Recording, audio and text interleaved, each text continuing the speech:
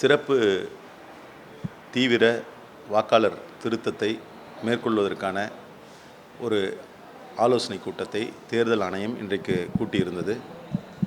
விடுதலை சிறுத்தைகள் கட்சியின் சார்பில் எஸ் பாலாஜி ஆகிய நானும் தேர்தல் பணிக்குழு செயலாளர் குணவழகன் அவர்களும் கலந்து கொண்டோம்.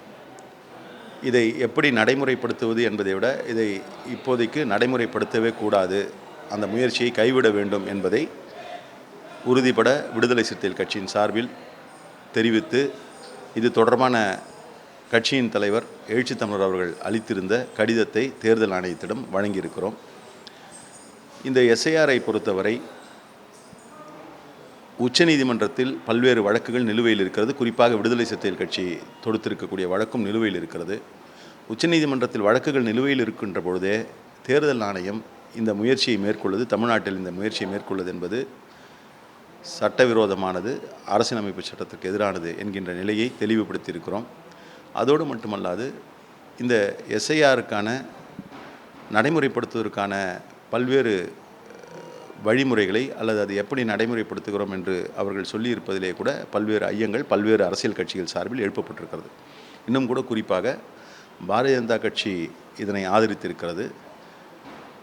மற்ற எல்லா கட்சிகளுமே அதிமுக உள்ளிட்ட அனைத்து கட்சிகளுமே கூட இந்த எஸ்ஐஆரை அதிமுக பெயரளவில் வரவேற்றிருந்தாலும் கூட அதை நடைமுறைப்படுத்துவதில் இருக்கக்கூடிய பல ஐயங்களை எழுப்பியிருக்கிறது. இவர்கள் இருவரை தவிர மீதி அனைத்து கட்சிகளுமே இந்த எஸ்ஐஆரை தற்பொழுதைக்கு தமிழ்நாட்டில் நடைமுறைப்படுத்தக்கூடாது, இதை நடைமுறைப்படுத்துவதற்கான நிலை இல்லை என்பதை தெரிவித்திருக்கிறார்கள்.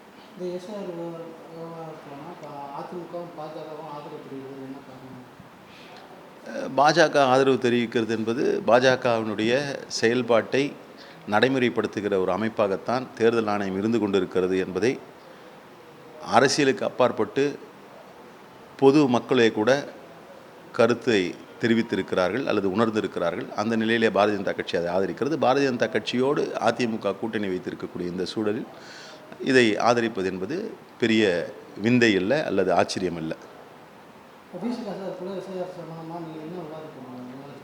இல்லை, அதை நாங்கள் ஏற்கனவே கோர்ட்டில் கேஸ் போட்டிருக்கோம். இந்த எஸ்ஐஆர் சுப்ரீம் கோர்ட்லேயே வழக்கு போட்டிருக்கோம். விடுதலை சிறுத்தைகள் கட்சியின் சார்பாக கட்சி தலைவரான எழுச்சி தமிழரே வழக்கு தொடுத்திருக்காரு. அந்த வழக்கு எங்கள் வழக்கு மட்டும் இல்லை, இன்னும் நிறைய வழக்குகள் இருக்குது.